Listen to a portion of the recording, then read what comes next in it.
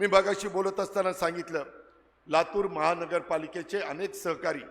मला येऊन भेटत असतात, इथं काम करणारे कार्यकर्ते भेटत असतात, माझे पदाधिकारी भेटत असतात, विक्रम भेटत असतो, संजय भेटत असतो, बाबासाहेब भेटत असतात आणि सगळे सांगत असतात की दादा इथं आमची परिस्थिती थोडीशी नाजूक आहे,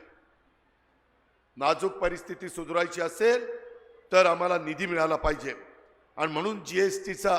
अनुदानामध्ये काहीतरी मार्ग काढा। मी आज माझ्या लाडक्या बहिणींच्या आणि माझ्या बांधवांच्या साक्षीने सांगतो, तुम्ही मला संधी द्या, राष्ट्रवादी काँग्रेस पक्षाचं घड्याळाचं चित्र तुम्ही त्या ठिकाणी दाबण्याचं काम 15 तारखेला करा। मी त्याच्यामध्ये लक्ष घालून मार्ग काढून देतो। हा अजित दादाचा वादा आहे, दादाचा वादा खरा असतो,